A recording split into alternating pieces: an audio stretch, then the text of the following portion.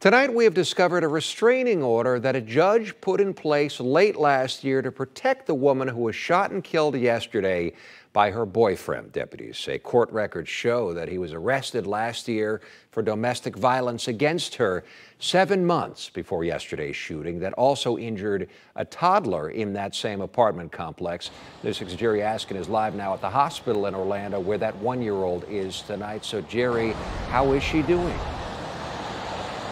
Eric, really an awful tragedy, and right now we're pushing deputies to release her latest condition. I can tell you at last check, as you mentioned, that 1-year-old girl was recovering here at Arnold Palmer Hospital for Children. The suspected shooter at last check, he was fighting for his life here at Orlando Regional Medical Center. And we're finding out a whole lot more today about this awful tragedy. Today, police told us the woman who died and the suspected shooter were in a relationship. And that, meanwhile, we found out court records show at some point they were even married.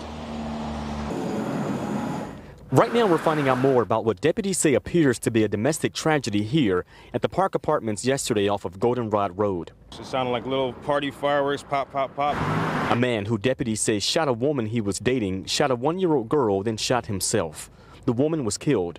The 1-year-old girl was taken to a hospital and should recover, we're told. Deputies just told us the woman who died was 35-year-old Marie Garcia Berrios. The suspect, who at last check was fighting for his life in the hospital, has now been ID'd by deputies as 28-year-old Ezekiel Unpier. They surprised me. Deputies arrived on scene after someone out of state, they say, called them saying Unpier threatened the woman and 3 kids inside the home. They say he told her if he sees police, he'd kill people. Investigators arrived on scene. Then seconds later, they heard gunshots. It was unclear what he meant, if he meant he will kill the police or he will kill the persons inside the residence. Meantime, today, court records show Unpier was locked up before back in November of 2018 for domestic battery. Records show Unpier attacked the same victim. There was also a no-contact order put in place the next day, according to court records. Records show his charges, though, in that case ended up being dropped when the victim chose not to prosecute.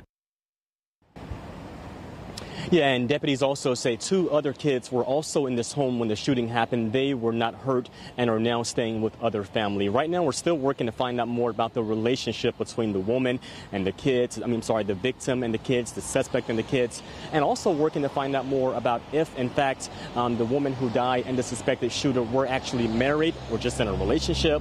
We're still working to find out a whole lot more, Eric, and of course, we'll pass it along to you right here and on clickorlando.com.